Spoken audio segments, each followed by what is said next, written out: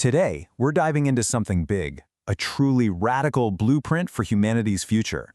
It's a plan to stop being, well, firefighters, constantly reacting to crises, and instead become the architects of a world we actually want to live in. And this quote, it really hits the nail on the head, doesn't it? You see it everywhere, right? Climate change, pandemics, financial meltdowns. We're stuck in this constant state of emergency response. We're always playing catch-up, always a step behind, trying to douse these massive flames that are already completely out of control.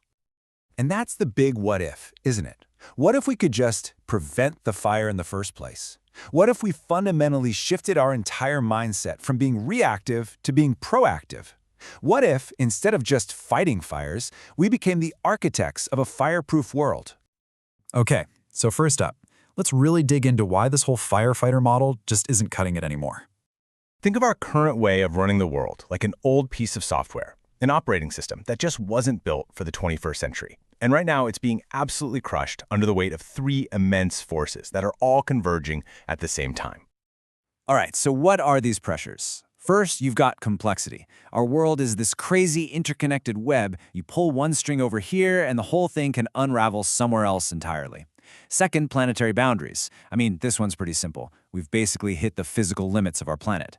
But this third one, this is the real kicker, the speed gap. Technology is just blasting off into the future, evolving in months, while our laws, our institutions, our ethics, they're kind of just strolling along, decades behind. And that gap, that's where things get really dangerous. So this really lays out the choice we're facing. On one side, you have our current passive civilization. It's reactive, it's fragmented, and honestly, it's just naturally sliding toward chaos. You know, like a messy room that only ever gets messier if you do nothing. But on the other side, that's the goal, an active civilization. Proactive, aligned, and actually designed to constantly build and create order.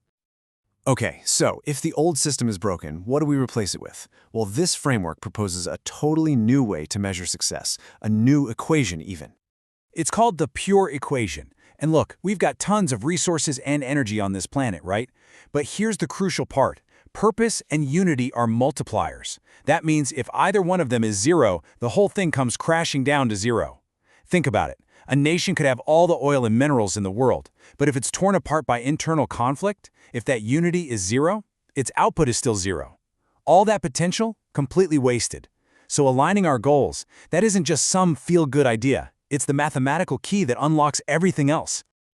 So, having a goal is great, but how do you actually build a system that can get there and keep getting better? The answer, and this is central to the whole idea, is a concept called recursion. Now this is a huge, huge shift in thinking. A recursive civilization doesn't just grow bigger, it grows smarter. The best analogy is probably a computer that can literally rewrite its own code on the fly. It's designed to constantly learn, adapt, and upgrade its own operating system to face whatever's next. It's not just about learning. It's about learning how to learn faster and better each time. And it works through this simple, continuous four-step loop. First, you see, you gather the data, you figure out what's really going on. Then, you build new tools, new solutions. Next, and this is key, you become. The whole system actually integrates those changes. And then, the loop starts all over again. You see the new, upgraded system, and the cycle of improvement just keeps going. Now, this isn't just one book. It's this massive idea laid out across a trilogy of works. And each one has a different job, you know?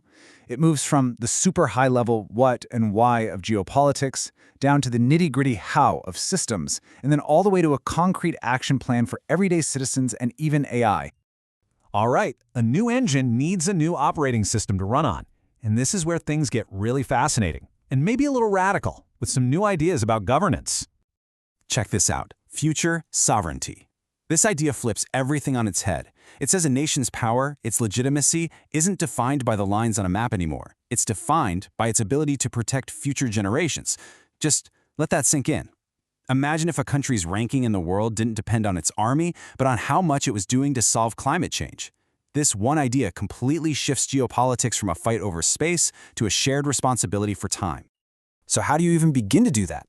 The proposal is something called the Global Future Action Network, or GFAN. And no, this is not another slow, stuffy, top-down bureaucracy. It's designed to be a fast, flexible network, a kind of coalition of the willing, made up of cities, companies, and organizations that can actually get things done and bypass all that political gridlock we're so used to. So where is all this heading? What's the big takeaway? I think it's this. This whole thing isn't just a philosophy. It's presented as a concrete engineering project to build a new civilization from the ground up. And it even has a clear, super ambitious roadmap.